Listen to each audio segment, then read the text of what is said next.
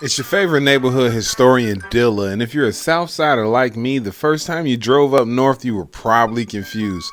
Let me help you with the name streets. In Chicago, once you get south of downtown, all of our east and west directional streets are numbered, so it makes it easy to follow. The north side streets are numbered too, but those numbers correspond with names, and that's when things get tricky. Madison Street is our city center, so as you leave Madison Street going north and south, the numbers get larger, which is also a little confusing. In early Chicago, south side streets formerly had names, but an 1861 city ordinance called for all the streets on the southern division of the city to be changed to numbers. One reason that the north side got to keep their name streets is that those streets belong to different villages and towns which had yet to be annexed into Chicago. Another reason the north side didn't lose its name street is that many of the people that those streets were named for were still around, or their descendants were. Take Howard Street for instance. The right-of-way of the street was donated to the city of Chicago by Howard Ear's family. Howard Ear, born John Ear, was a banker and a land developer who was a Rogers Park legend, and he certainly drove down the street that bore his name. If you watch my Rogers Park video, you'll learn about the history of the streets of Touhy and Rogers and Platt, and those guys were certainly still around, and you wasn't going to change the name of those streets. Bryn Mawr and the ethnically rich Devon Avenue are the namesake streets of Philadelphia train stations of the hometown of a rich guy by the name of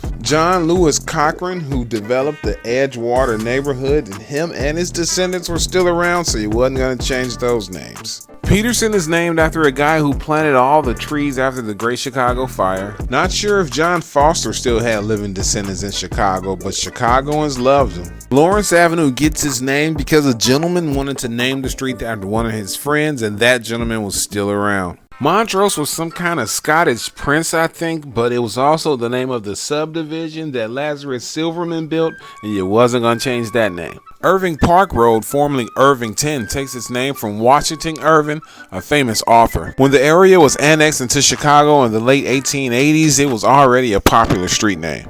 Thomas Addison was a famous London doctor. Belmont is named for the Civil War Battle of Belmont, of which the 22nd Illinois Regiment was super brave. Diversey is named for a Chicago brewer. Fullerton was a lawyer and a real estate investor. Thomas Armitage wrote the history of the Baptist Church in the 1800s. North Avenue was the original city of Chicago northern boundary. I have no clue why Division Street is named Division Street. Augusta is named for this gentleman's daughter. He was really cool and he had descendants here until the 1970s. Chicago was the original town northern border, and you should pretty much know the rest. Hope I helped.